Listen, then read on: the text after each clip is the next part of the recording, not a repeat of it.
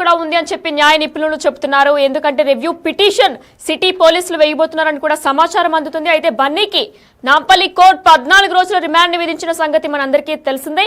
అయితే మధ్యంతర బెయిల్ మీద ఆయన బయటకు వచ్చారు, కానీ మధ్యంతర బెయిల్ రద్దవబోతున్నట్లు కూడా సమాచారం అందుతుంది. దీనికి సంబంధించి మరిన్ని డీటెయిల్స్ మా ప్రతినిధి గణేష్ లైవ్ లో అందిస్తారు. ఎస్ గణేష్, చెప్పండి.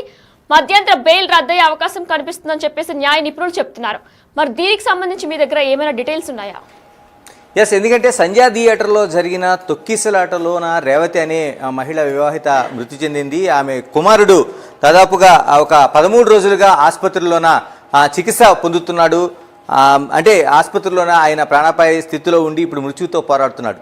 అంటే టోటల్గా జరుగుతున్న దాంట్లోన అల్లు అర్జున్కి బెయిల్, ఆయనకి జైలు 18 మంది దాంట్లోన రిమాండ్ వేయడానికి దాదాపు 11వ ముద్దాయిగా ఉన్నాడు. ఆయన తీసుకెళ్లారు. తర్వాత నాంపల్లి కోర్టులో ఆయనకు సంబంధించిన కేసు నడిచింది. 14 రోజుల పాటు రిమాండ్ విధించారు. అంటే ఇక్కడ వరకు ఆ కేసు చాలా ఉత్కంఠగా నడిచింది. అల్లు అర్జున్ వచ్చిన తర్వాత ఆ రోజు ఉదయం నుంచి పోలీసులు తీసుకెళ్లడం దగ్గర నుంచి నాంపల్లి కోర్టులో ప్రవేశపెట్టడం, కింది కోర్టులో ప్రవేశపెట్టిన తర్వాత ఆయనకి జైలు శిక్ష ఖచ్చితంగా ఉంటుందనేది 14 రోజుల పాటు రిమాండ్ విధించారు. కానీ ఇంతలోనే అంటే పూర్తిగా ఆ గడిచిన మధ్యాహ్నం లంచ్ మోషన్ పిటిషన్ దాఖలు చేశారు అత్యవసరంగా. కానీ లంచ్ మోషన్ 12 గంటల నుంచి 2 గంటల లోపల జరగాల్సింది. సాయంత్రం వరకు లంచ్ మోషన్ పిటిషన్ నడిచింది. దానిపైన ఇంట్రీమ్ బెయిల్ ఏదైతే మధ్యంతరంగా కూడా ఇంట్రీమ్ బెయిల్ పిటిషన్ అయితే హైకోర్టులో మూవ్ చేశారు. బెయిల్ వచ్చింది. కానీ ఏదైతే బెయిల్కి సంబంధించిన ఆ కోర్టు జైలుకి సంబంధించిన ఆ పిటిషన్ వాళ్ళకి ఆ పత్రాలని వెళ్లాల్సిన దాంట్లో కొంత ఆలస్యం జరగడంతో ఆయన ఆ రోజు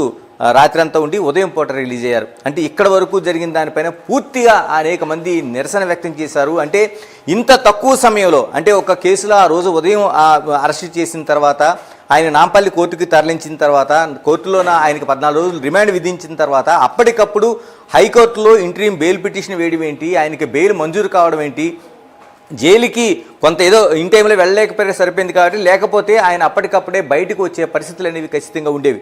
అంటే ఇక్కడే సామాన్యుడికి ఒక న్యాయం, సెలబ్రిటీకి ఒక న్యాయం అనేది సోషల్ మీడియా కాదు అనేక మంది ఇదే ప్రశ్న సంధించారు. అంటే ఒక సామాన్యుడి విషయంలో నిజంగా ఆ రోజు ఉదయం అరెస్ట్ అయితే మధ్యాహ్నం ఒక కింది స్థాయి కోర్టు ఆయనకి రిమాండ్ విధిస్తే అప్పటికప్పుడు ఇంట్రీమ్ బెయిల్ పిటిషన్ అనేది లంచ్ మోషన్లో మూవ్ అయ్యే అవకాశం ఉందనేది న్యాయ నిపుణులతో సైతం దీన్ని ప్రశ్నించారు. మరోవైపు ఇప్పటివరకు ఆ కేసులో 18 మంది ముద్దాయిలు అనుకుంటూ 11వ ముద్దాయిగా A11గా అల్లు అర్జున్ పెట్టారు. అల్లు అర్జున్ పెట్టిన తర్వాత ఆయన ఇప్పటివరకు కూడా స్క్వాష్ పిటిషన్ వేశారు. అంటే బెయిల్కి సంబంధించిన తనని నాట్ టు అరెస్ట్ అని కానీ లేకపోతే తనను అరెస్ట్ చేయొద్దన్న పిటిషన్ కానీ ఎక్కడా కూడా ఆయన ఎక్కడ వేసుకోలేదు. కానీ ఈ కేసు తనకు సంబంధం లేదు, అంటే జరిగిన తొక్కిసలాటకు కావచ్చు లేకపోతే మిగతా అంశాలకు తనకు ఎలాంటి సంబంధం లేదు కాబట్టి తన్ని ఈ కేసు నుంచి మినహాయించాలని స్క్వాష్ పిటిషన్ మాత్రమే ఆయన హైకోర్టులో దాఖలు చేశారు.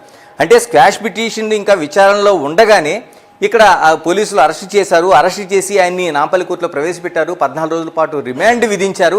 ఆ తర్వాత ఆకస్మికంగా ఇంట్రీమ్ బెయిల్ కోసం హైకోర్టులో ఎలా మూవ్ చేశారనేది ఇప్పుడు న్యాయ నిపుణులకి అతిపెద్ద సవాల్గా ఆ రోజున నిలిచిన తర్వాత దానికి ఇప్పుడు అనేక తర్జన భర్జన జరిగిన తర్వాత ఈ రోజు వరకు కూడా ఆయన ఆ రోజు 12 గంటల్లో మొత్తం అరెస్టు, రిమాండు, తర్వాత ఇంట్రీమ్ బెయిల్, తర్వాత జైలు నుంచి బయటకు వచ్చాడు అనేది 12 గంటల పాటు ఒక చక్రం తిరిగినట్టుగా వచ్చింది. అంటే సినిమాల్లో మనం చూస్తున్న ఘటనలాగా 2.5 గంటల సినిమాలో 3 గంటల సినిమాల్లోనూ ఒక హీరోకి సంబంధించిన కేసు, తర్వాత జైలు, బయటికి రావడం, బెయిల్స్ అన్నీ ఒకసారి జరిగిపోతాయి. అలాగా అల్లు అర్జున్ ఏదైతే ఈ కేసు ఉందో సంధ్యా థియేటర్ కేసుకు సంబంధించి 12 గంటల్లో మొత్తం జరిగిపోయింది. దీనిపైన ఇప్పటికే అనేక చర్చలు జరిగినాయి. ఇలాంటి పరిస్థితుల మధ్య ఆయన ఇంటికి వచ్చిన తర్వాత జరిగిన హడావిడిని చాలా వరకు సోషల్ మీడియా కాదు బయట సమాజం అంతా కూడా తీవ్ర నిరసన వ్యక్తం చేసింది. అంటే ఏం సాధించారని, అల్లు అర్జున్ ఏం సాధించారో ఆయన ఇంటికి వచ్చిన తర్వాత అనేక మంది సెలబ్రిటీలు, అంటే చిరంజీవి కావచ్చు, నాగబాబు కావచ్చు, లేకపోతే సురేఖ వాళ్ళ మేనత్త కావచ్చు, వీళ్ళందరికీ కుటుంబ సమస్య కాబట్టి కుటుంబంలో ఒక వ్యక్తి అరెస్ట్ అయిన తర్వాత వాళ్ళకి సానుభూతి ఉంటుంది.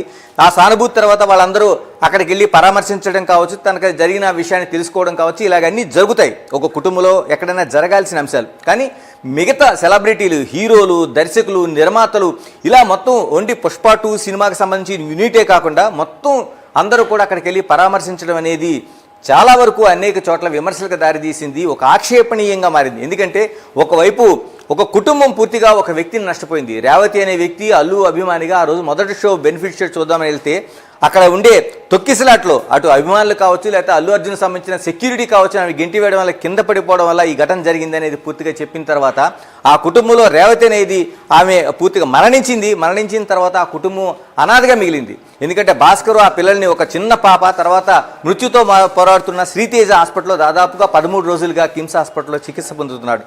ఇంత జరిగిన తర్వాత ఇంత విషాదం నుండి ఒక కుటుంబం ఆ పక్కన ఉంటే కేవలం 12 గంటల్లో హైకోర్టు నుంచి ఇంటరీం బెయిల్ తీసుకుని బయటకు వచ్చిన తర్వాత అల్లు అర్జున్కి అక్కడ జరుగుతున్న పరామర్శలు కావచ్చు, ఆయన పట్ల సానుభూతి కావచ్చు, ఒక ప్రచారం కావచ్చు, ఇవన్నీ చూసిన తర్వాత మొత్తం సొసైటీ అంతా దీనిపైన ఒక చర్చ అవదీసింది. ఎందుకంటే ఇంత నష్టపోయిన కుటుంబానికి ఏమాత్రం పరామర్శ లేదు, వాళ్ళకి కేవలం డబ్బులు ఏదో ఒక 25 లక్షలు సహాయం చేస్తామని చెప్తున్నారు. అంటే 25 లక్షలు = ఒక రేవతి మరణంలాగా చూసే పరిస్థితి ఆ సినిమా ఇండస్ట్రీ కావచ్చు, అల్లు అర్జున్ కుటుంబం కావచ్చు, ఇవన్నీ చూస్తుంటే దీన్ని ప్రత్యేకంగా సొసైటీ అంతా అబ్జర్వ్ చేసింది, దీనిపైన ఒక నిరసన వ్యక్తం చేసింది. అనేక మంది న్యాయ నిపుణులు దీనిపైన చర్చలు చేశారు. ఈ చర్చల్లోన ఇలాంటి ఇంటరీం బెయిల్ను తమ ఇప్పటికి కూడా చూడలేదు. ఎందుకంటే చాలా వరకు డబ్బున్న వాళ్ళకి మాత్రమే ఇక్కడ చట్టం వేరు, న్యాయం జరిగే తీరు వేరు అనేది ఒక విశ్లేషణ అయితే చేశారు. చట్టం తన పని తాను చేసుకుపోతున్న తర్వాత కూడా ఇలాగా ఇంటరీం బెయిల్ రూపంలో తీసుకురావడాన్ని వాళ్ళు తప్పుపట్టారు. ఒక సామాన్యుడికి ఇలాంటి న్యాయం జరుగుతుందనేది కూడా ఒక ప్రశ్నించారు.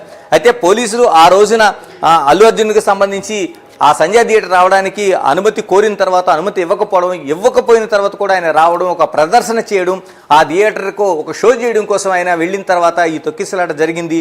థియేటర్ యాజమాన్య వైఫల్యంతో పాటు ఖచ్చితంగా హీరో అల్లు అర్జున్ అంతమంది మార్బలంతో తన అభిమానులు చాలా మందితో అక్కడ తొక్కిసలాటకి కారణమయ్యాడని ప్రధానమైన కారణంగా 105 కేసు అనేది నమోదు చేశారు. ఎందుకంటే ఒక వ్యక్తి ఒక హత్యకు కారకుడిగా మాత్రమే, అంటే ఆ హత్య జరగడానికి ఎంతో కొంత తన పాత్ర ఉందనేది ఇందులో పూర్తిగా నిరూపణ అయ్యే అంశం.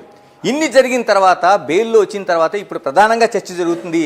ఈ ఇంటరీం బెయిల్ అనేది హైకోర్టులో వేసిన దాన్ని రద్దు చేసేది ఎలాగనేది. ఇప్పుడు ఖచ్చితంగా అటువైపే పోలీసులు, హైదరాబాద్ సిటీ పోలీసులు ఆలోచన చేస్తున్నారు. ఆలోచనలో భాగంగా ఈ పిటిషన్ అంటే ఏదైతే ఇచ్చారో దీనిపైన రివ్యూ పిటిషన్ కోరే అవకాశాన్ని ఇప్పుడు వాళ్ళు కన్ఫర్మ్ చేస్తున్నారు. ఎందుకంటే హైకోర్టులో వచ్చిన ఆ బెయిల్ పిటిషన్ని ఖచ్చితంగా రద్దు చేయాలని సుప్రీంకోర్టుకి వెళ్ళబోతున్నారు. దీనికి కూడా చిన్న ప్రాసెస్ నడుస్తోంది. ఈ ప్రాసెస్లో ఏంటంటే ఏదైతే సిటీ పోలీసు ఉన్నారో సిటీ పోలీస్కి అటు ప్రభుత్వం నుంచి అనుమతి రావాల్సి ఉంది, ప్రభుత్వం నుంచి అన్ని క్లియరెన్స్లు కూడా. ఎందుకంటే ఒకవైపు అనేక మంది సోషల్ మీడియా కావచ్చు, ఇతర బయట ఉండే సొసైటీ ప్రజలు కావచ్చు, ఆ రేవతి కుటుంబానికి అన్యాయం జరిగింది అనేది కూడా అనేక బాధను వ్యక్తం చేస్తున్నారు. ఇటువైపు సంబరాలు చేసుకుంటున్న అల్లు అర్జున్ కుటుంబాన్ని చూస్తున్నారు. కాబట్టి ప్రభుత్వం ఖచ్చితంగా బాధిత కుటుంబం వైపే ఉంటుంది. కాబట్టి ఖచ్చితంగా ఈ పిటిషన్కి ఏదైతే పోలీసులు అనుమతి కోరుతున్నారో దాన్ని ప్రభుత్వం ఇచ్చే అవకాశం కనిపిస్తోంది. ఇందులో భాగంగానే ఈ 2 రోజుల్లో కూడా ఏదైతే రివ్యూ పిటిషన్ కోరబోతున్నారు, మధ్యంతరంగా ఇచ్చిన ఈ ఇంటరీం హైకోర్టు బెయిల్ ఆర్డర్ని రద్దు చేయాలని హైదరాబాద్ పోలీసులు వెళ్ళబోతున్నారు. ఇది కానీ వెళ్తే ఖచ్చితంగా ఈ బెయిల్ పిటిషన్ క్యాన్సిల్ అవుతుంది. అల్లు అర్జున్ తిరిగి జైలుకి తీసుకెళ్లే అవకాశము ఏ క్షణంలోనే జరిగే అవకాశం ఉంది. దీనిపైన ఇప్పటికే న్యాయ నిపుణులు అనేక మంది నిరసన వ్యక్తం చేస్తున్నారు. ఆ రోజున ఎన్ని కోట్ల రూపాయలు చేతులు మారితే కానీ ఈ రోజున ఆ విధంగా బెయిల్ పిటిషన్ వెళ్లాల్సిన అవసరం ఉంది. ఎందుకంటే చట్టం దాన్ని అమలు చేసుకోవాల్సిన తీరు న్యాయ రూపంలో వెళ్ళాలంటే అనేక మంది లాయర్లు ఉండాలి. ఒకవైపు అప్పటికప్పుడు ఇంటరీం పిటిషన్ దాఖలు చేయడంతో పాటు ఆ బెయిల్ ఆర్డర్లు అంటే లంచ్ మోషన్ ఉంది, 1 నుంచి 2 గంటలు జరగాల్సింది సాయంత్రం 5 గంటల వరకు జరిగింది. అక్కడి నుంచి హైకోర్టు ఆదేశాలను తీసుకుని జైలుకి వెళ్ళడం, జైల్లో సబ్మిట్ చేయడం, ఆ రోజు ఉదయానికి 6 గంటల తర్వాత 1 నిమిషం కూడా ఆలస్యం లేకుండా వాళ్ళని విడుదల చేయడం అనేది చూస్తే ఈ ప్రాసెస్ అంతా చూసిన తర్వాత ఖచ్చితంగా ప్రజలు అనేక మంది న్యాయం నువ్వు ఎక్కడున్నావు